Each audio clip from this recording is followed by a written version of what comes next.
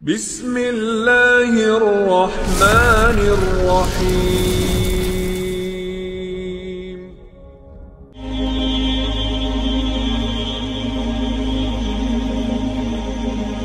Imam Ahmad ibn Hanbal kunyahnya adalah Abu Abdillah.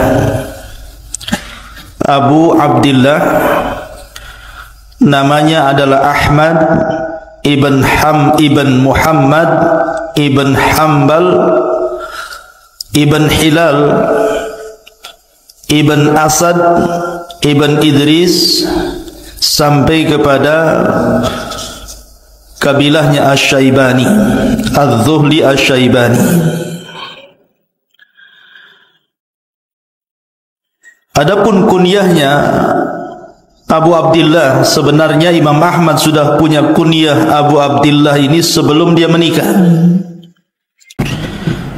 Dia mengkunyah dirinya dengan Abu Abdillah. Kemudian setelah menikah, karena beliau sibuk talabul ilmi, sehingga beliau menikah itu setelah usianya di atas 40 tahun, baru kemudian menikah. Setelah menikah kemudian punya anak laki-laki namanya Saleh. Kemudian anak kedua barulah kemudian diberi nama Abdullah sesuai dengan kunyahnya. Dari situ muncullah kunyah Abu Abdillah Ahmad ibn Muhammad ibn Hanbal rahimahullahu ta'ala. Adapun ibunya namanya Safiyah bintu Maimunah bintu Abdul Malik. Safiyah bintu Maimunah bintu Abdul Malik. Setelah Imam Ahmad lahir, ayahnya meninggal. Artinya Imam Ahmad terlahir yatim.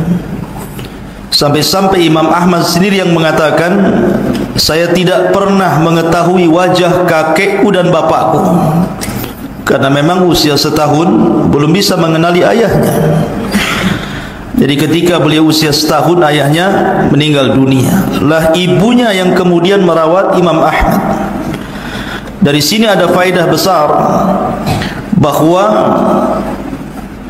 kefakiran seseorang, karena memang dari antara seluruh imam-imam madhab yang paling fakir itu Imam Ahmad, yang paling miskin Imam Ahmad dari semua madhahibul arba'.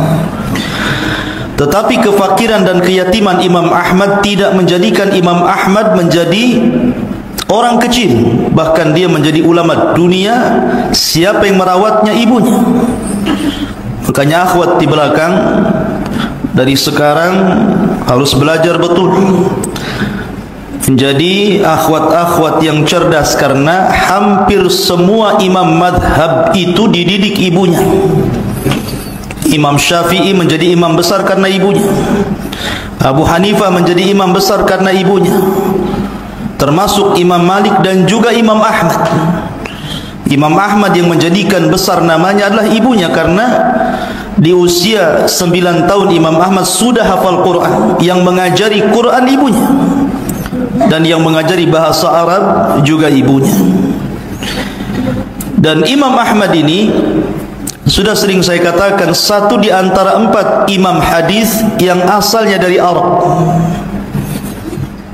Ahmad ibn Hanbal ini asalnya dari Arab, dari kabilah namanya Asy-Syaibah. Dan ma'ruf kabilah Asy-Syaibani adalah kabilah yang banyak menorehkan sejarah, baik di zaman para sahabat Rasul sampai kepada lahirnya Imam Ahmad. Sampai kita kenal sahabat Rasul namanya Musanna ibnul Haris. Musanna ibnul Haris adalah seorang sahabat dari kabilah Asy-Syaibani. Dialah yang kemudian diutus Abu Bakar Siddiq radhiyallahu an untuk menaklukkan Persia. Tetapi Abu Bakar usianya tidak panjang, hanya 2 tahun lebih, kemudian meninggal dan dilanjutkan oleh Umar ibn al-Khattab radhiyallahu anhu. Lah kakeknya Hanbal itu adalah seorang gubernur. Jadi kakeknya Imam Ahmad itu seorang gubernur di zaman Khalifah Harun ar-Rasyid, ataupun di zaman sebelum Khalifah Harun ar-Rasyid afwan. Lah ayahnya sendiri yang kemudian terlibat dalam meruntuhkan kabilah Bani Umayyah.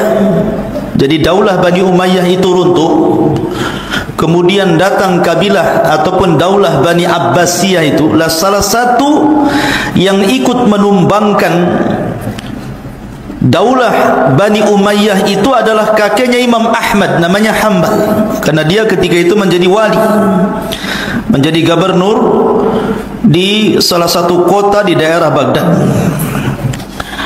Artinya bahwa Imam Ahmad keturunan orang-orang besar karena kakeknya seorang wali. Masyarul muslimin yang dimuliakan Allah Azza wa Jalla. Lah ibunya diceritakan kerjanya hanya menjahit. Jadi ibunya itu seorang khayyat, seorang penjahit. Dan Imam Ahmad sejak kecil sudah terbiasa bekerja. Jadi dia suka mengangkut barang di pundaknya untuk diangkutkan ke unta ataupun ke keledai kendaraan mungkin di zaman sekarang, kemudian mengambil upahnya. Walaupun dia pernah suatu ketika menjadi salah satu sekretarisnya Khalifah Harun ar-Rasyid. Jadi Imam Ahmad pernah bekerja di salah satu penerima surat, karena di zaman itu belum ada SMS, belum ada WA, belum ada handphone, jadi surat menyurat.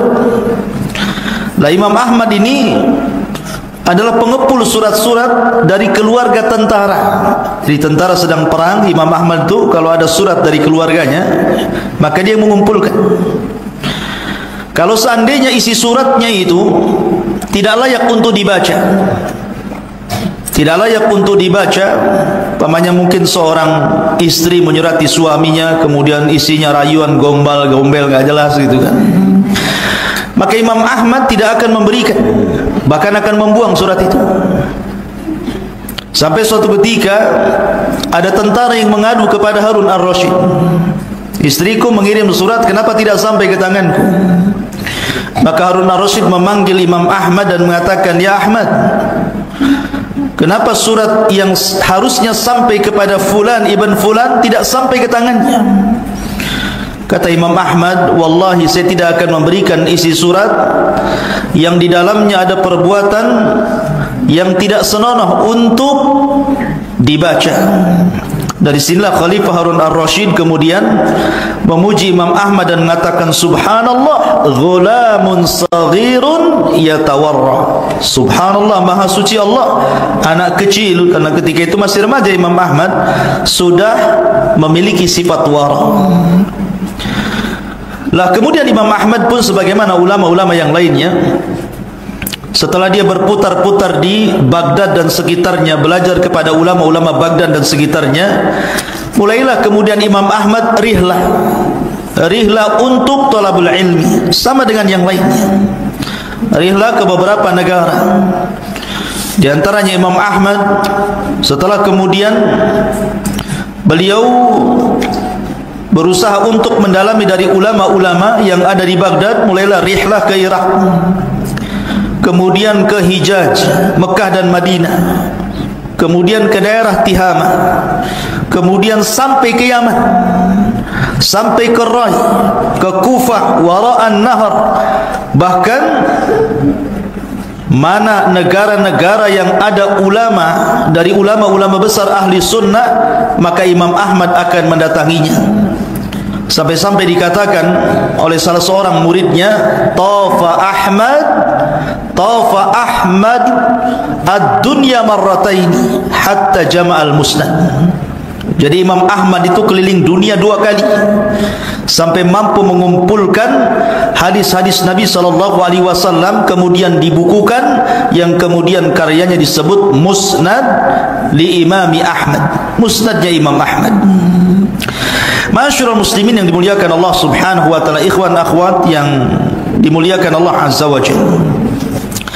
Adapun akhlak-akhlak beliau, sebelum kita membaca tentang pujian-pujian para ulama, bagaimana akhlak beliau? Imam Ahmad terkenal wara'nya. Wara itu artinya tidak mau memakan perkara syubhat apalagi haram, itu namanya wara. Kemudian terkenal zuhudnya. Imam Ahmad tidak pernah menggunakan pakaian indah. Pakaiannya sangat sederhana sekali. Selain memang dia fakir, yang kedua dia zuhud.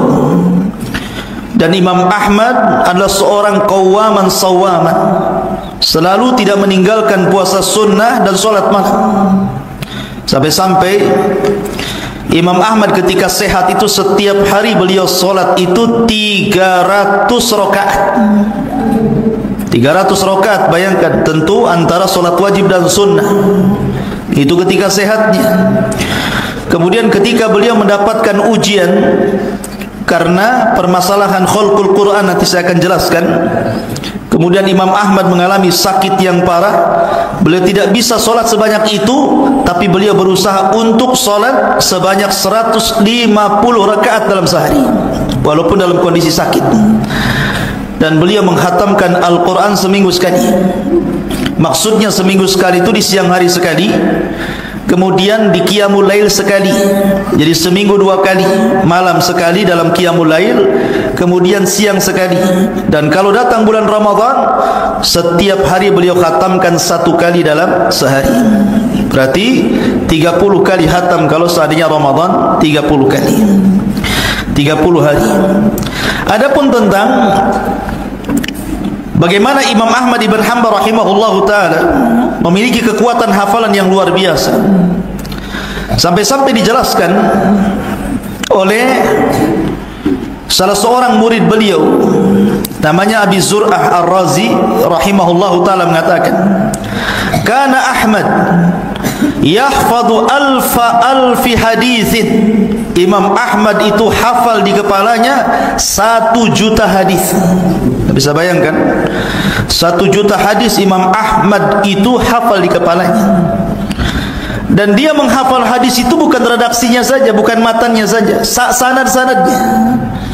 Jadi 1 juta hadis itu sampai sanadnya. Hadis ini dari siapa, kemudian orang ini dapat dari siapa, sampai kepada sahabat Rasul, sampai kepada Nabi SAW. Bayangkan 1 juta hadis ada di kepalanya. Dan itu menunjukkan kekuatan hafalan yang luar biasa. Sampai suatu ketika Imam Ahmad ibn Hanbal bercerita begini, kuntu udzakiru waqi'an bihaditsi Tsauri. Dulu aku pernah murajaah bersama Imam Waqi. Imam Waqi itu gurunya Imam Syafi'i, juga gurunya Imam Ahmad, tentang hadisnya dari jalur Sufyan Ats-Tsauri. Fakana idza shallal isya kharaja minal masjid ila manzilihi fakuntu udzakiruhu farubbama dzakara 9 ahadits awil 10 fa ahfadhuha fa idza dakhala qala li ashabul hadits amli alaina fa amliha alaihim fayaktubuna. Jadi apabila selesai salat isya, maka Imam Waqi keluar dari masjid menuju rumahnya. Maka ketika itu aku bermudzakarah dengan dia. Apabila Imam Waqi kemudian menyebutkan 9 hadis atau 10, maka aku langsung hafalnya. Kemudian berkata kepada aku Imam Waqi, ejahkan kepada kami apa yang diejahkan Imam Waqi kepada anda, wahai imam. Maka Imam Ahmad menyebutkan dengan hafalannya, kemudian mereka menulis. Begitu cerdasnya Imam Ahmad, tanpa membawa catatan kayak antum bawa pena, tidak. Jadi sekali dengar langsung hafal. Kalau antum seperti Imam Ahmad, tidak perlu bawa catatan. Tapi kalau antum bukan Imam Ahmad, bawa catatan. Karena antum ini hari ini hafal, besok lupa. Besok hafal, besoknya lupa lagi. Besoknya tidak hafal, lupa semua. Memang begitu, ya. Jadi Imam Ahmad ibn Hanbal rahimahullahu ta'ala kuat hafalannya, luar biasa. Sampai-sampai Imam Syafi'i, bayangkan gurunya Imam Syafi'i ini, beliau sampai memuji Imam Ahmad ibn Hanbal rahimahullahu ta'ala, mengatakan, anta a'lamu bil akhbaris sihah minna. Hei Ahmad, kata Syafi'i, engkau lebih paham tentang hadis-hadis yang sahih daripada saya.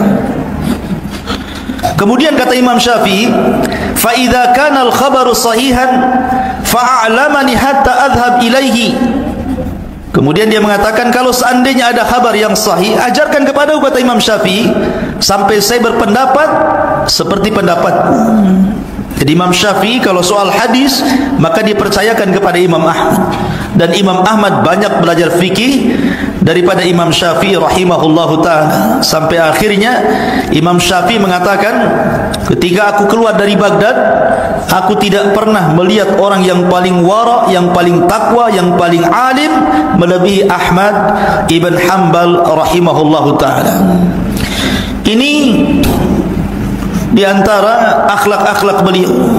Tentu kesabarannya, istiqomahnya nanti kita akan cerita ketika bicara tentang Imam Ahmad dengan fitnah khalqil Quran.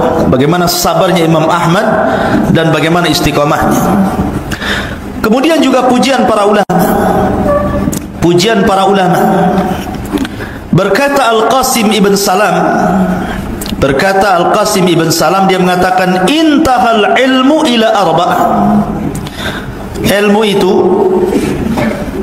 ujungnya hanya kepada 4 orang.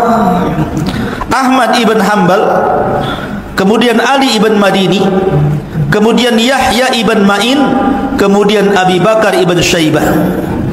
Bayangkan, kata Al-Qasim ibn Salam mengatakan, puncak ilmu itu ada pada 4 ulama.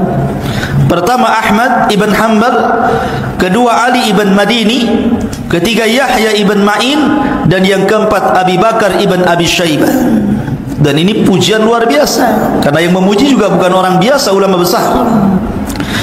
Kemudian juga Abdurrahman ibn Mahdi, salah seorang murid daripada Imam Ahmad, mengatakan, Abdurrahman ibn Mahdi dia mengatakan, hadza a'lamun nas bi hadithi Sufyan ats-Tsauri.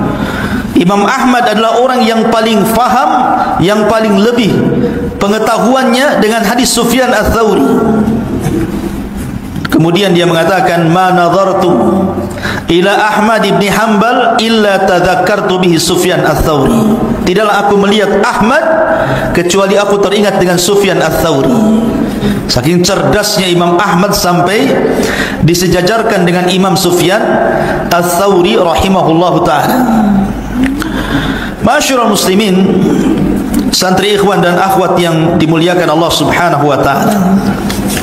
Lah Imam Ahmad sendiri lahir di bulan Rabiul Awal pada tahun 164 Hijriah, dan beliau wafat pada tahun 241 Hijriah. Lahir di Baghdad dan wafat di Baghdad. Saya ulangi, lahirnya bulan Rabiul Awal. Ada yang mengatakan lahir di Baghdad, ada yang mengatakan di Khurasan, tapi pendapat yang kuat lahir di Baghdad, dan meninggal juga di Baghdad pada tahun 241. Dan Imam Ahmad sekali lagi terlahir yatim, dan ketika itu Baghdad memang negeri yang dipadati para ulama. Karena pada zaman itu Baghdad, di zaman Khalifah Ahmad, ketika kepemimpinan Daulah Abbasiyah di tangan Khalifah Ma'mun itu luar biasa, perkembangan negara luar biasa, macam-macam ilmu masuk di zaman Khalifah Ma'mun ini. Masyarul muslimin yang dimuliakan Allah Azza wa Jalla. Lah, ada beberapa kisah yang ingin saya kisahkan sama antum tentang bagaimana Imam Ahmad ibn Hanbal rahimahullahu ta'ala. Pertama, kisah Imam Ahmad bersama Khabbaz. Khabbaz itu orang yang jual roti, itu Khabbaz. Jadi suatu ketika Imam Ahmad ini ikhwan, ketika ada yang mengatakan setelah dia keluar dari penjara, karena Imam Ahmad itu 16 tahun di penjara di 3 kurun kekuasaan, di zaman Khalifah Ma'mun, di zaman Khalifah Mu'tasim, dan di zaman Khalifah Wathiq. Bayangkan Imam Ahmad tidak keluar dari penjara, bolak-balik masuk penjara. Ya. Lah ketika kemudian di zaman Khalifah Mutawakkil, barulah kemudian ahli sunnah wal jamaah terang kembali dan Mu'tazilah kemudian hilang. Lah ketika itu Imam Ahmad ingin berjalan-jalan ke tempat kelahirannya. Imam Ahmad itu ingin berjalan ke tempat kelahirannya. karena kehabisan bekal, apalagi Imam Ahmad sudah tua, kehabisan bekal dan sudah tua, maka Imam Ahmad kemudian singgah di sebuah masjid, kemudian tidur di masjid. Ini kurang ajarnya takmir masjid ini, melihat ada orang yang tidur di masjid tidak suka, dan dia tidak kenal siapa Imam Ahmad, dia hanya kenal namanya, tapi orangnya nggak tahu seperti apa. Imam Ahmad sudah tua, kemudian diusir, jangan tidur di masjid. Ya. Akhirnya Imam Ahmad ibn Hanbal rahimahullah ta'ala yang sudah tua terpaksa keluar, kemudian tidur di teras masjid. Sampai di teras masjid pun tidak boleh, diusir sampai keluar pagar. Terpaksalah Imam Ahmad akhirnya tidur di bawah pohon. Bayangkan imam dunia, imam besar, tidur di bawah pohon. Dan ketika diusir dari masjid, dia tidak mengatakan, jangan usir aku ini Imam Ahmad, kau tidak kenal aku ya. Tidak juga. Dia tidak pernah sombong dengan kebesaran namanya. Lah, di samping masjid itu ada khobbaz. Ada khobbaz itu ada warung ya, yang jual roti. Lah, khobbaz ini melihat ada kakek tua tidur di bawah pohon, kasihan dia. Akhirnya kata khobbaz ini, wahai syekh, wahai orang tua, kemarilah, tidurlah di rumah saya, tidurlah di toko saya ini. Akhirnya kemudian disediakan satu tempat di toko roti itu. Imam Ahmad pun tidur di situ. Tapi semalaman Imam Ahmad tidak bisa tidur. Pandangannya mengarah kepada tukang roti itu yang masih muda itu. Dia lihat lisannya tukang roti itu tidak pernah diam kecuali dibasahi dengan zikrullah. Astaghfirullah, subhanallah, la ilaha illallah, Allahu akbar. Terus ngomong begitu. Pokoknya lisannya zikir terus tak berhenti. Kemudian kalau sudah sampai tengah malam, sepertiga malam, dia habiskan untuk qiyamul lail sampai kemudian subuh. Kemudian setelah subuh, dia terus berzikir. Pokoknya dia membuat takjub Imam Ahmad. Hebat kali anak muda ini. Lisannya tidak pernah berhenti zikir, kemudian qiyamul lail, kemudian puasa sunnah paginya, sampai akhirnya Imam Ahmad penasaran. Kemudian memanggil kepada anak muda itu, wahai anak muda, siapa gurumu? Saya ingin berguru kepada dia. Saya lihat engkau ini orang takwa, engkau ini orang takut kepada Allah. Lisanmu tidak pernah berhenti daripada zikrullah ya azza wa jalla dan qiyamul lail. Kata tukang roti ini, sebenarnya aku ingin meniru seorang alim besar, tapi sayang orang ini ada di penjara. Karyanya luar biasa, pujian para ulama luar biasa. Aku ingin belajar kepada dia tapi tidak sempat. Aku hanya berdoa kepada Allah subhanahu wa ta'ala, ya Allah, temukan aku dengan dia. Padahal semua doaku apabila aku panjatkan hampir tidak pernah meleset diijabah Allah, kecuali satu doa. Kemudian Imam Ahmad mengatakan, doa apa itu? Maka dia mengatakan, aku hanya berdoa kepada Allah azza wa jal, an yurinil imamu Ahmad ibnu Hanbal rahimahullahu ta'ala. Aku hanya ingin dipertemukan dengan Imam Ahmad ibnu Hanbal rahimahullahu ta'ala. Dia tidak tahu di hadapannya siapa? Imam Ahmad. Dari situlah Imam Ahmad menangis. Barulah dia mengatakan, ana Ahmad ibn Hanbal, ana Ahmad ibn Hanbal, sayalah Ahmad ibn Hanbal. Lihat ya, bagaimana kecintaan seseorang kepada ulama besar menjadikan dia akhirnya doanya senantiasa diijabah Allah. Kemudian setelah dia mengetahui di hadapannya Imam Ahmad, dia pun memeluknya, dia pun menangis, kemudian merengek ingin belajar kepadanya. Akhirnya dia pun menjadi salah satu daripada tilmid min talamidi Imam Ahmad. Luar biasa kisahnya dia.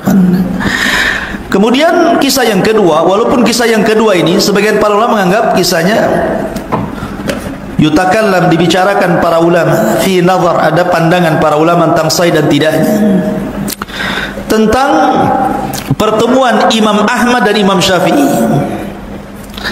Jadi suatu ketika Imam Ahmad itu ikhwan, dia tidak pernah setiap harinya dalam sujud-sujudnya kecuali berdoa kebaikan untuk Imam Syafi'i setiap sholat.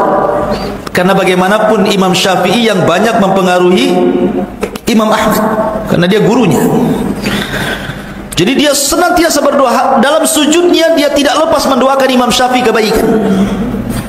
Dan kalau bicara dengan anak-anaknya, maka dia selalu memuji Imam Syafi'i. Tuh, bagaimana kecintaan Imam Ahmad kepada ulama, dia juga ulama. Sampai akhirnya putrinya Imam Ahmad ini terpengaruh dengan kisah-kisah Imam Syafi'i yang dikisahkan Imam Ahmad kepada anaknya. Sampai suatu ketika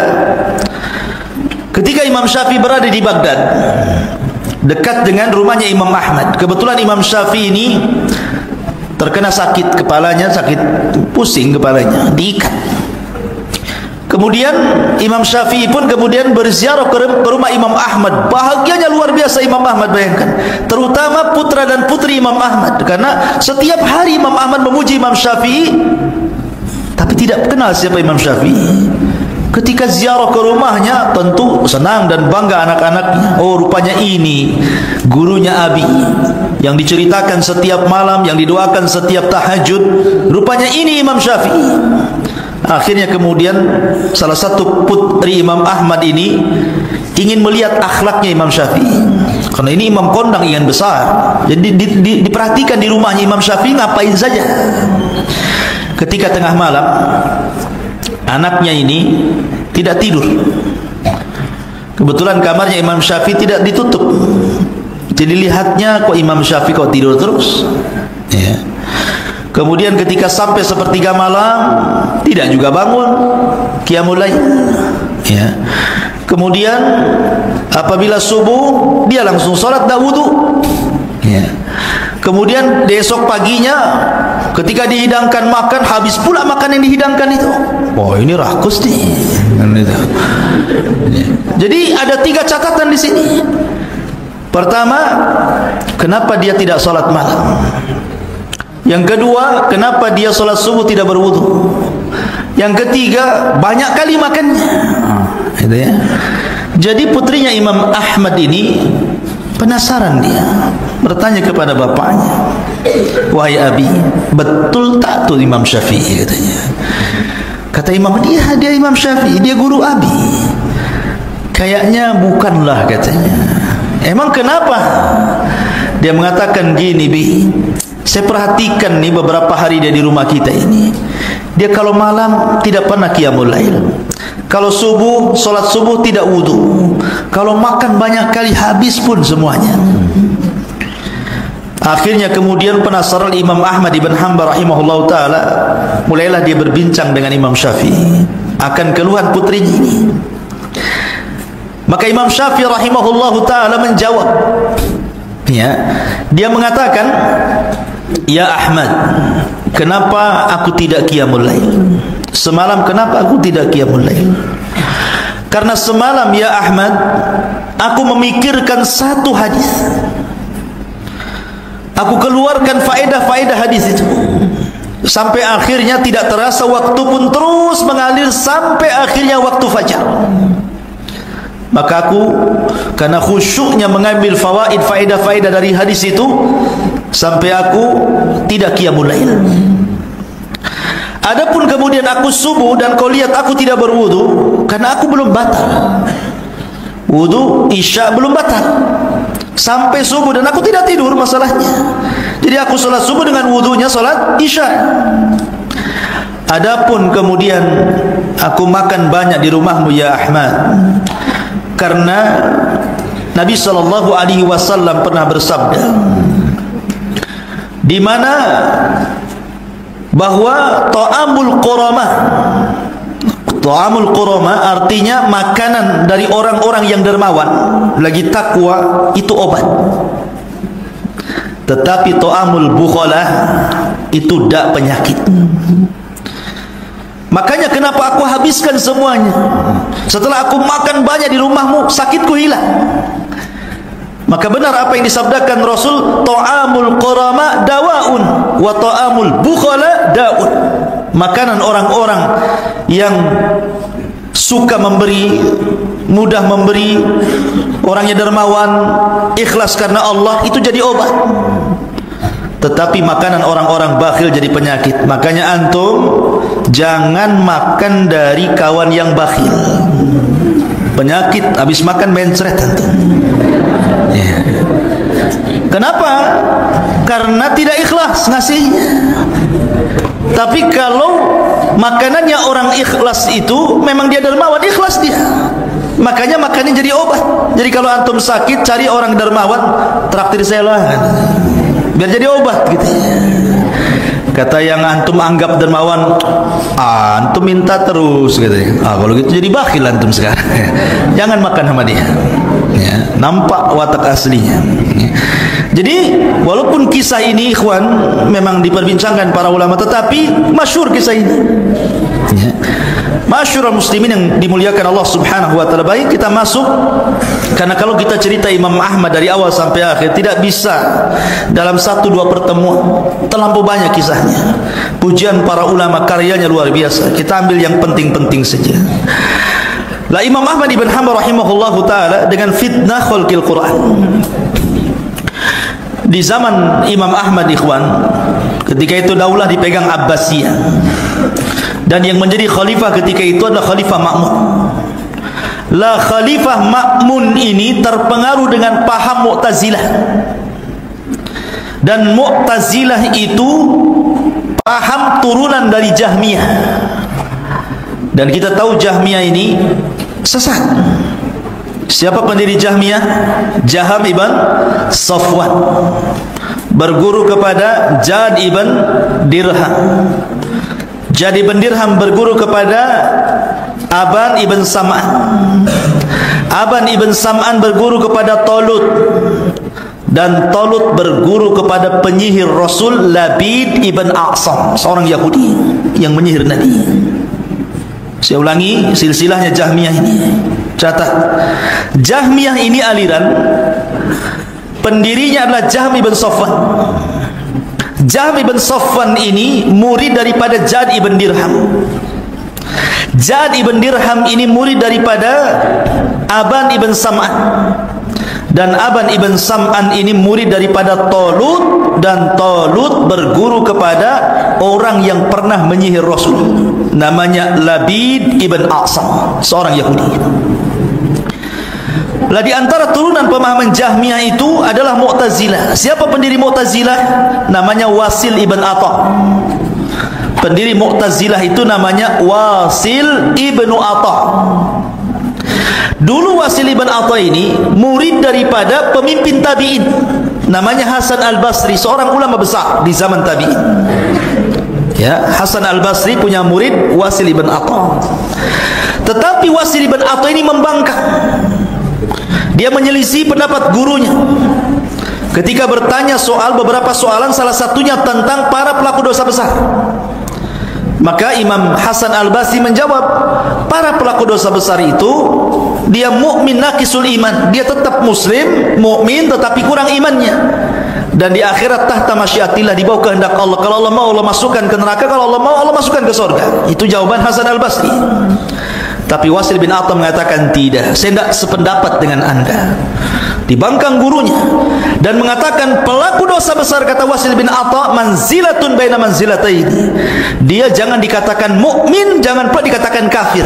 Dia tengah-tengah antara mukmin dan kafir, dan di akhirat dia kekal di neraka. Dari situ dia keluar dari majelisnya Hasan al-Basri. Dalam bahasa Arab, keluar dari majelis itu namanya i'tazala. I'tazala itu keluar dari majelis. Maka ketika itu dia punya halaqah sendiri di Masjid Basra itu. Kemudian Hasan al-Basri mengatakan, mereka lah Mu'tazilah, orang-orang yang keluar dari majelisnya ahli sunnah. Maka ketika itulah rombongannya Wasil ibn Atta dan pemahamannya disebut Mu'tazilah. Lah di zaman Khalifah Ma'mun, Mu'tazilah itu berhasil menjadi kendaraan politik negara. Jadi negara itu menunggangi agama untuk berpolitik lewat agama. Lah pemahaman yang diusung oleh negara kala itu pemahaman Mu'tazilah yang diusung oleh Wasil ibn Atta tadi. Kemudian lahirlah ulama-ulama Mu'tazilah. Di antaranya Bishr al-Murrisi, kemudian juga Ahmad ibn Abi Du'ab. Ahmad ibn Abi Du'ab, sama-sama Ahmad. Makanya di zaman itu ada dua Ahmad. Jadi Ahmadan, dua Ahmad. Yang satu tercela dan satu terpuji. Satu tercela Ahmad ibn Abi Du'ab, tokoh Mu'tazilah, sekaligus mufti daripada Khalifah Ma'mun. Dan yang satunya Imam Ahmad ibn Hanbal, ulama ahli sunnah, penentang Mu'tazilah. Lah ketika itu Khalifah Ma'mun akalnya dikuasai Mu'tazilah di tangan Ahmad bin Abi Du'ab. Maka ketika itulah Khalifah Ma'mun memaksakan bahwa keyakinan Mu'tazilah ini harus tersebar menjadi agama negara. Bayangkan agama dijadikan tunggangan politik oleh Khalifah Ma'mun ini. Lah ketika itu ada ulama besar namanya Yazid ibn Harun. Yazid ibn Harun ini masih ditakuti oleh siapa? Oleh Khalifah Ma'mun. Maka Khalifah Ma'mun mengirim satu utusan untuk mendatangi Yazid ibn Harun. Kasih tahu Yazid bin Harun, Khalifah akan memaksakan rakyat seluruh kota Baghdad untuk berakidah Mu'tazilah dan mengatakan Al-Quran makhluk. Kata Yazid bin Harun, wallahi kadzabta, dusta kamu. Tidak mungkin Khalifah menyuruh seperti itu. Kalaupun dia harus menyuruh seperti itu, jangan dilakukan. Wallahi la yaf'al, jangan dia lakukan. Akhirnya karena dia masih takut dengan Yazid ibn Harun, karena ulama besar kala itu, maka Khalifah Ma'mun pun tidak menyebarkan akidah Mu'tazilah sampai wafatnya Yazid ibn Harun. Setelah wafatnya Yazid ibn Harun inilah baru kemudian Khalifah Ma'mun memaksa orang untuk jadi Mu'tazilah. Semua dipaksa. Bahkan yang tidak berakidah Mu'tazilah ditangkap, dimasukkan penjara. Sampai ketika itu ulama berpecah menjadi 3 kelompok. Kelompok yang pertama terpaksa mengatakan Al-Quran makhluk. Terpaksa mengatakan Al-Quran makhluk karena takut pedangnya penguasa. Ya. Kemudian kelompok yang kedua mentakwil, tidak mengatakan Al-Quran kalamullah, tidak mengatakan Al-Quran makhluk. Mereka hanya mengatakan Injil, Taurat, Zabur, Suhuf, Quran makhluk. Maksudnya tangannya yang makhluk, bukan Taurat, Zabur, Injil, Suhuf, Quran, bukan itu. Disyaratkan kepada tangannya. Maksudnya dia ingin mengatakan yang makhluk itu tangannya, bukan Taurat, Injil, ini bukan itu. Ada yang mentakwil seperti itu supaya tidak ditangkap. Dan yang seperti ini banyak, yang melakukan takwil seperti ini banyak, seperti Muhammad ibn Sa'ad, Sahibut Tabaqat, kemudian Imam Bukhari, kemudian Ali bin Madini, Yahya bin Ma'in, itu mentakwil dia. Ya, dia mengatakan maksudnya jarinya yang makhluk, tetapi Taurat, Injil, Zabur, Suhuf, Quran bukan makhluk gitu ya. Dia tidak mau mengatakan langsung gitu kan, supaya tidak ditangkap. Tapi ada juga yang mengatakan tidak, saya tidak akan ikut Mu'tazilah, saya tidak akan mengatakan Al-Quran makhluk, saya katakan Al-Quran kalamullah. Lah yang berani-berani ini tidak banyak dan berakhir dengan kematian. Pertama Ahmad ibn Nasr al-Khuzai. Ahmad ibn Nasr al-Khuzai mati di penjara. Yang kedua Muhammad ibn Nuh meninggal dalam perjalanan ketika menghadap Khalifah Ma'mun karena dicambuk selama perjalanan, digeret dengan rantai. Akhirnya Muhammad ibn Nuh mati di perjalanan. Kemudian Nu'aim ibn Hamad meninggal di penjara, tidak dikafani, tidak dimandikan dan tidak disolatkan, dipendam seperti itu. Ulama besar Nu'aim ibn Hamad itu. Kemudian Al-Buwaiti, kawan Imam Syafi'i, itu meninggal di penjara. Jadi 4 ulama ini meninggal. Saya ulangi, catat ya, yang meninggal itu Ahmad ibn Nasr al-Khuzai, kemudian Muhammad ibn Nuh, kemudian Nu'aim ibn Hamad, kemudian Al-Buwaiti, teman Imam Syafi'i. 4 ini meninggal karena mempertahankan Al-Quran kalamullah dan bukan makhluk, kecuali Imam Ahmad. Imam Ahmad fisiknya kuat, dia tidak meninggal. Ketika kemudian dilaporkan kepada Khalifah Ma'mun, siapa lagi ulama yang tersisa yang mengatakan Al-Quran kalamullah, datangkan ke hadapanku. Ketika itu orang-orang mengatakan tinggal satu wahai Khalifah. Siapa dia? Dialah Ahmad bin Hanbal. Oh kalau gitu datangkan kepada saya. Ketika itu Khalifah Ma'mun tidak pernah melihat Imam Ahmad, Imam Ahmad pun tidak pernah melihat Khalifah. Akhirnya ditangkaplah Imam Ahmad. kemudian mau dihadirkan ke khalifah, hampir sudah mendekati daerah tempat khalifah tinggal di situ. Imam Ahmad berdoa kepada Allah Azza wa Jalla. Apa doanya? Imam Ahmad mengatakan, ya Allah, janganlah kau perlihatkan wajah khalifah dengan wajahku, begitu juga wajahku dengan dia. Jangan kau perlihatkan wajahku dengan wajahnya atau wajahnya dengan wajahku. Subhanallah, doa orang yang dizalimi, ikhwan. Karena Imam Ahmad dirantai, kemudian rantainya digeret di kuda, kemudian kudanya kencang, jadi dia diseret-seret pakai rantai. Anda bisa bayangkan, ulama besar diseret-seret dengan rantai. Dia hanya berdoa kepada Allah, ya Allah, jangan kau pertemukan wajah dia dengan wajahku dan wajahku dengan wajahnya. Doa orang yang mazlum, dizalimi, laisa bainahu wa bainallah hijab. Tidak ada penghalang antara dia dengan Allah. Mustajab. Subhanallah. Belum lagi Imam Ahmad berjumpa dengan khalifah, khalifah pun meninggal karena doanya orang yang dizalimi. Ketika Khalifah Ma'mun kemudian meninggal, wasiatnya, lihat, orang yang meninggal suul khotimah. Khalifah Ma'mun meninggal suul khotimah. Kenapa? Karena meninggal di akidah Mu'tazilah masalahnya dan menyiksa para ulama. Rupanya diberwasiat kepada penggantinya Khalifah Mu'tasim sama untuk memperjuangkan akidah Mu'tazilah dan tetap menjadikan Ahmad bin Abi Du'ab untuk menjadi penasehat keagamaan kala itu, dan dia tokoh Mu'tazilah. Maka di zaman Khalifah Mu'tasim lebih keras lagi. Imam Ahmad mendapatkan siksaan luar biasa. Setiap hari dihadirkan di persidangan, dibuat debat dengan para ulama Mu'tazilah, disaksikan orang ramai, tapi Imam Ahmad tidak pernah kalah. Tidak pernah kalah.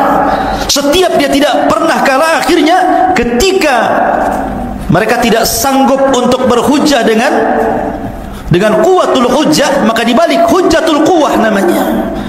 Dengan kekuatan disiksanya Imam Ahmad, dipukul, disiksa, dipukul, sampai akhirnya Imam Ahmad bolak-balik pingsan, darah bercucuran di badannya, di penjara, bolak-balik masuk penjara sampai 30 bulan, salasina syahran, 30 bulan Imam Ahmad mendekam di penjara, setiap hari dicambuk. Yang kata pencambuknya, dia mengatakan, kalau ku cambukkan kepada unta itu sudah roboh wahai imam. Kenapa Imam Ahmad istiqomah luar biasa? Ada dua manusia yang membuat Imam Ahmad istiqomah ketika itu. Pertama, seorang pencuri. Pencuri ini bolak-balik masuk penjara. 10 kali dia bolak-balik masuk penjara. Mencuri, ditangkap, kemudian dipukul, keluar dari penjara, mencuri lagi, ketangkap lagi, masuk lagi penjara. 10 kali bolak-balik masuk penjara pencuri ini. Ketika dia melihat Imam Ahmad, Lis ini, pencuri ini, mengatakan, ya Imam, saya bolak-balik masuk penjara karena mencuri. Sesungguhnya cambukan itu hanya awalnya saja yang sakit, lama-lama akan terbiasa. Bersabarlah wahai imam, saya bersabar dicambuk karena mencuri, engkau dicambuk karena memperjuangkan agama Allah Azza wa Jalla, engkau harus lebih sabar lagi. Dari situ Imam Ahmad luar biasa mendapatkan nasihat dari seorang pencuri, ikhwan. Karena detik-detik Imam Ahmad disiksa ini kan perlu ada orang yang menghibur masalahnya supaya tetap dan istiqomah. Kemudian yang kedua, ketika Imam Ahmad dirantai kemudian digeret di jalan, berjumpa dengan Arab Badui, Arab gunung. Dia mengatakan, ya Imam Ahmad, ya Imam, engkau imam dunia. Kalau engkau dibunuh, tuktal syahidan, engkau akan mati syahid. Wa illam tuktal, kalau kau tidak dibunuh, maka ishta sa'idan, kau akan hidup dalam kondisi bahagia. Kalau engkau tidak dibunuh juga Imam Ahmad, pasti kau akan mati dengan cara lain. Dari situ Imam Ahmad makin luar biasa istiqomah dan sabarnya. Makanya di zaman Khalifah Mu'tasim, Imam Ahmad luar biasa. Memang luar biasa, disiksa habis-habisan sampai pingsan berkali-kali, tapi dia tetap kokoh, tidak mau mengatakan Al-Quran makhluk dan tetap mengatakan Al-Quran kalamullah. Sampai akhirnya ada murid-muridnya datang. Murid-muridnya datang kepada Imam Ahmad, ya Imam, kami tidak tega melihat engkau ini disiksa sampai berdarah-darah seperti ini, bolak-balik pingsan. Sudah, kau katakan aja Al-Quran makhluk, biar kau keluar, kau bisa mengajar kami lagi. Kata Imam Ahmad, tidak. Tidakkah kau lihat di luar sana orang banyak memegang pena dan buku? Kalau ku katakan Imam Ahmad mengatakan Al-Quran makhluk, jutaan orang mencatat perkataan Al-Quran makhluk dari fatwaku, Berapa banyak orang yang kusesatkan di dunia ini. Saya tidak akan mengatakan Al-Quran makhluk. Kata muridnya, kalau begini perintahkan kepada kami ya imam, kami siap memberontak. Murid-muridmu banyak di mana-mana, kami sudah siap. Kalau kau bilang kami serbu Mu'tasim, kita serbu. Kata imam, jangan. Memberontak itu akan memecah barisan kaum muslimin, bisa meneteskan darah kaum muslimin. Jangan. Ad-dimah ud-dimah, hati-hati dengan darah.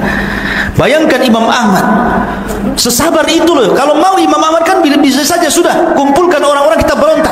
Kurang ajar dia sudah mau cambuk diriku kan begitu. Tapi sabarnya Imam Ahmad luar biasa sampai dia mengatakan, "Lau kana li da'watun mustajab la da'autul Mu'tasim." Kalau aku punya doa yang mustajab, pasti aku akan berikan kepada Khalifah Mu'tasim.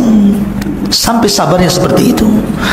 Tetapi Mu'tasim subhanallah, dia memang tidak hendak membunuh Imam Ahmad, tidak. Karena dia tahu konsekuensinya kalau sampai Imam Ahmad terbunuh, oh bisa terjadi kehebohan di Baghdad kan. Jadi biarkan saja.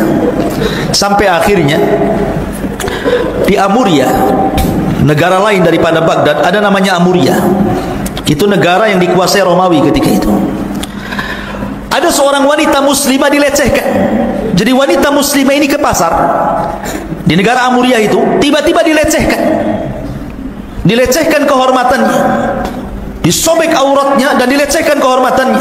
Maka wanita ini teriak dengan teriakan yang sekencang-kencangnya dan mengatakan, "Wa Mu'tasimat, wa Mu'tasimat." Wahai Khalifah Mu'tasim, tolonglah aku wahai Khalifah Mu'tasim. Ini di Amuria, negara lain. Mu'tasim di Baghdad, ya kan? Dia menjerit-jerit seperti itu wanita itu, "Wa Mu'tasimat, wa Mu'tasimat, wahai Khalifah Mu'tasim, tolonglah aku, tolonglah aku." Kata tentara Romawi, "Berteriaklah kau sekehendakmu. Mu'tasim di Baghdad, kau di sini tidak akan dengar," katanya. Akhirnya ada seorang muslim mendengar teriakan itu. Pulang dia ke Baghdad, langsung lapor kepada Khalifah Mu'tasim, "Ya Khalifah, ada seorang wanita dilecehkan kehormatannya, dia memanggil-manggil dirimu." Sejak itulah Khalifah bangkit. Kemudian dia mempersiapkan pasukan besar satu Baghdad, dikumpulkan pasukan itu. Karena takut Imam Ahmad mati di penjara, dibebaskan sama Khalifah Mu'tasim. Karena sekarang sudah bukan lagi cerita Mu'tazilah. Ini cerita masalah Amuria, kehormatan seorang wanita. Akhirnya Mu'tasim ini, Khalifah Mu'tasim membawa pasukan besar, satu kota Baghdad bergerak menuju Amuria. Dihabisi Amuria sampai ke akar-akarnya. Dan ketika itulah Khalifah berhasil menguasai Amuria yang belum pernah dikuasai khalifah-khalifah sebelumnya, hanya gara-gara teriakan seorang wanita. Dari situ Imam Ahmad bahagia mendengar Khalifah menguasai negeri kafir, dan ketika itu dia maafkan kesalahannya. Karena dia sudah memerdekakan Amuria, membebaskan Amuria, maka semua apa yang dilakukan Khalifah terhadapku, mencambukku, menyiksaku, menjarakan aku, ku maafkan semuanya. Luar biasa Imam Ahmad.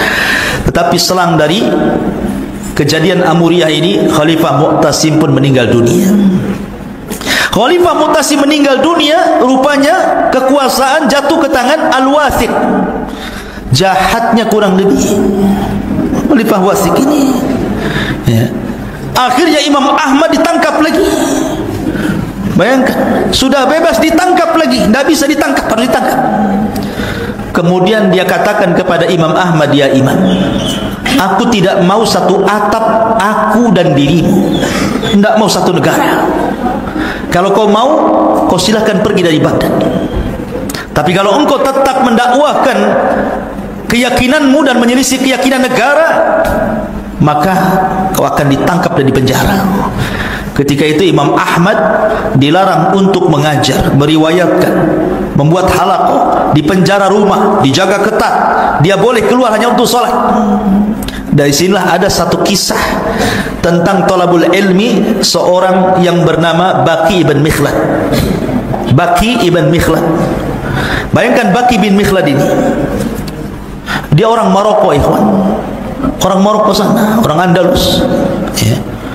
Berjalan melewati beberapa negara ke Baghdad. Karena di zaman itu kan tidak seperti zaman sekarang. Kalau zaman sekarang Amerika apa yang terjadi kita sudah bisa mengetahui lewat berita-berita. Ya kan, negara-negara lain lagi perang seperti sekarang Myanmar lagi demo, kita tahu deh lewat media kan begitu.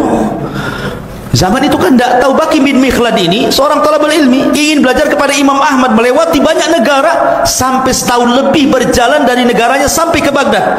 Dia tidak tahu kalau Imam Ahmad sedang di penjara rumah. Ketika sampai di Baghdad, dia mendengar Imam Ahmad tidak bisa meriwayatkan hadis, tidak bisa mengajar. Tapi karena himmahnya luar biasa Baqi bin Mikhlad ini, dia ingin belajar kepada Imam Ahmad. Akhirnya dia pura-pura masuk ke penjaranya Imam Ahmad dan mengatakan, ya Imam, saya jauh-jauh dari Andalus sana, ingin belajar kepadamu, berikan satu hadis, atau dua, atau tiga hadis kepada saya. Kata Imam, tidak bisa. Lihat penjaga-penjaga di sekitar sini, kalau sampai aku dilihat sedang mengajarkan satu dua buah hadis kepada seseorang, maka tahu akibatnya, saya tidak akan meriwayatkan satu hadis pun. Akhirnya Baqi bin Mikhlad ini kecewa kan, udah jauh-jauh dari negaranya ingin belajar kepada Imam Ahmad. Akhirnya dia punya siasat, dia datang pada Imam Ahmad pada lain waktu dan mengatakan, ya Imam, bagaimana kalau seandainya aku akan berpenampilan bukan seperti penampilan thalabul ilmi, saya akan berpenampilan compang-camping layaknya pengemis. Saya akan mengetuk rumahmu pura-pura meminta sesuatu. Ketika aku katakan minta sesuatu, berikanlah satu dua hadis kepada aku. Deal or no deal? Deal. Akhirnya terjadilah kesepakatan. Pura-pura jadi pengemis, compang-camping, ya, datang mengetuk pintunya Imam Ahmad. Pengawal kerajaan tidak tahu kalau dia seorang talabul ilmi. Diketuknya, assalamualaikum. Waalaikumsalam. Ana Baqi bin Mikhlad ya Imam, hadis ni hadisan, tolong ceritakan satu hadis. Akhirnya setiap hari jadi pengemis dengan berubah penampilan, karena kalau itu terus penampilannya kan ketahuan kan itu ya.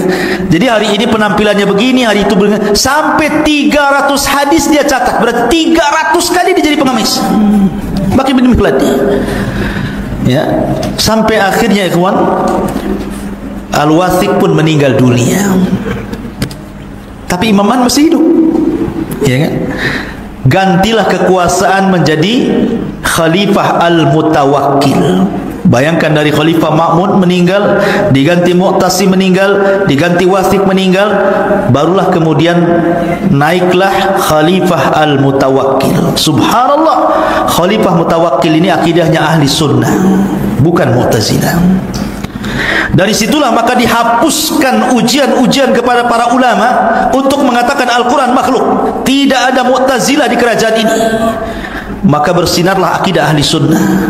Maka ulama-ulama ahli sunnah mulai mereka bercahaya, dibolehkan mengajar di majlis-majlis, di masjid-masjid, di halaqah-halaqah ilmu, termasuk Imam Ahmad. Maka Khalifah Mutawakkil sebagai balasan kepada para ulama yang sudah disiksa dari tahun ke tahun, 16 tahun selama Khalifah Ma'mun sampai Al-Wathiq, ulama ahli sunnah tertekan.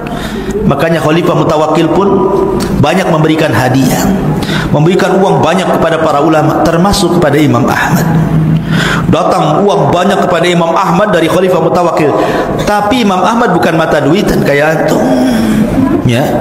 Ketika datang uang banyak dari Khalifah, ditolak dia, tidak mau. Subhanallah, uang di depannya, tidak mau. Dari Khalifah halal, bukan haram.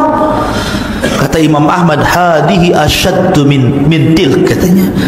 Ujian harta ini jauh lebih besar dibandingkan aku keluar masuk penjara gara-gara mempertahankan Al-Quran kalamullah. Ini lebih berat lagi ujiannya. Kembalikan kepada Khalifah. Dibalikan sama Khalifah. Khalifah tidak mau juga, balikan lagi sama Imam Ahmad. Kata Imam, tidak mau, balikan lagi sama Khalifah. Asyik bulak-balik saja tu. Ketika sudah tidak bisa lagi Imam Ahmad membujuk untuk dikembalikan kepada Khalifah, terpaksa kata Imam Ahmad kepada murid-muridnya, ini harta dari Khalifah, uang dari Khalifah banyak sekali, khud ma syi'tum, ambil sesuka kalian. Wah, berebutlah murid-muridnya. Kayak antum ni hadiah, ambil, berebut, padahal belum ada pertanyaan, ya kan? Jadi diambil murid-muridnya Imam Ahmad, 1 sen pun dia tidak mengambil. Lihat waraknya, zuhudnya Imam Ahmad sedemikian rupa, ya. Masyaallah muslimin yang dimuliakan Allah Azza wa Jalla. Lah ketika suatu ketika perdebatan di masa Khalifah Mu'tasim, ketika Imam Ahmad ibn Hanbal berhadapan dengan Ahmad bin Abi Du'ab.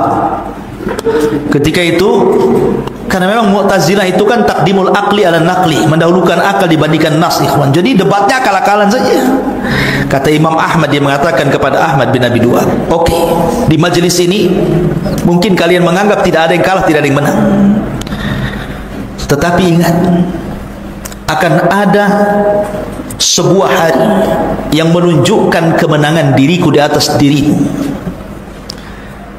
Maka orang-orang pun terdiam dan mengatakan, hari apa itu ya Imam? Kata Imam Ahmad, yaumul janais, ketika aku dan kamu, hai Ahmad bin Abi Du'ad, Allah cabut nyawanya. Maka di hari ketika aku dan dirimu sudah menjadi jenazah, niscaya Allah akan pertemukan kebenaran itu. Betul.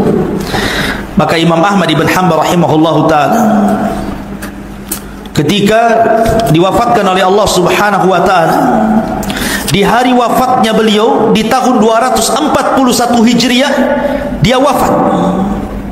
Satu kota Baghdad, ikhwan, keluar semua. Anak kecilnya, perempuannya, dewasanya, nenek-neneknya, kakek-kakeknya, semua manusia keluar untuk menyolati jenazahnya Imam Ahmad. Bayangkan, satu kota Baghdad, berapa kali sholat itu? Dari pagi sampai sore tidak berhenti orang sholat itu. Dan di hari wafatnya Imam Ahmad, ada yang mengatakan 20.000 orang-orang kafir masuk Islam. Gara-gara melihat bagaimana sabat dan sabarnya Imam Ahmad, sampai-sampai kemudian orang-orang kafir melihat akhlak yang luar biasa, mereka merasa kehilangan Imam Ahmad. Sosok Imam Ahmad kehilangan karena akhlaknya luar biasa, ya kan? Imam Ahmad itu sampai 20.000 lebih orang-orang masuk Islam di saat wafatnya. Ketika Ahmad bin Abi Du'ad meninggal dunia, hanya 3-4 orang yang mengurus jenazahnya. Hanya 3-4 orang mengurus jenazahnya. Sementara ketika Imam Ahmad, sama-sama Ahmad namanya, satu tokoh Mu'tazilah, satu tokoh Ahli Sunnah. Tapi ketika hari wafatnya Imam Ahmad, apa yang terjadi? Satu kota Baghdad menangis, menyolati Imam Ahmad dan sedih karena kepergiannya. Bahkan 20.000 orang kafir masuk Islam. Berbeda dengan Ahmad bin Abi Du'ad, meninggalnya seperti bangkai. Tidak ada orang yang menyolati, memandikan, kecuali hanya 2-3 orang saja. Lihat perkataan Imam Ahmad, kebenaran itu akan muncul di hari yaumul janais. Di sini ditampakkan ahli sunnah di atas akidah Mu'tazilah. Ma'asyiral muslimin yang dimuliakan Allah Azza wa Jalla, sedikit kita bicara tentang karyanya. Imam Ahmad ini keliling dunia 2 kali sampai terkumpul sebuah karya yang luar biasa, namanya Musnad Imam Ahmad. Ada istilah-istilah kitab, ada istilah Al-Jami, seperti karyanya Imam Bukhari, kan? Apa namanya karya Imam Bukhari? Al-Jami As-Sahih. Karya Imam Muslim Al-Jami As-Sahih. Kemudian karya Abi Dawud, Tirmidzi, Nasai, Ibnu Majah disebut Sunan. Karyanya Imam Ahmad disebut Musnad. Apa bedanya? Al-Jami, Sunan, Musnad. Ini istilah-istilah para ulama ketika mengarang buku. Kalau Sunan dengan Al-Jawami itu ada kemiripan. Al-Jami dengan Sunan itu ada kemiripan. Miripnya sama-sama ada tertata dengan bab. Tertata ada babnya.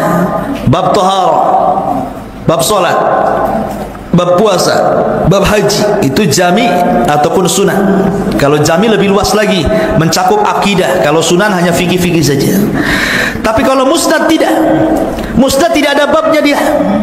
Dia hanya diurut sebagaimana tertib rawi. Pamannya begini. Dan Imam Ahmad itu akan meletakkan seorang perawi dari yang paling afdal, kemudian yang afdal, kemudian yang di bawahnya. Beliau letakkan Khulafaur Rasyidin dulu. Abu Bakar Siddiq, dia mendengar hadis dari Rasul, hadis apa saja.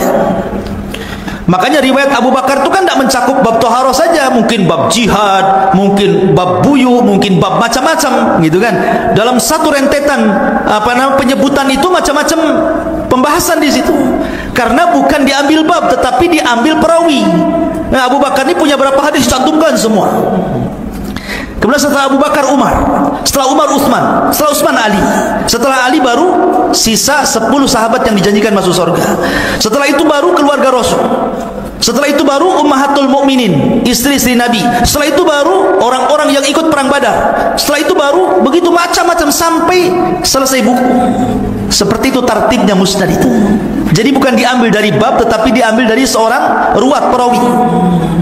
Itu bedanya, ya.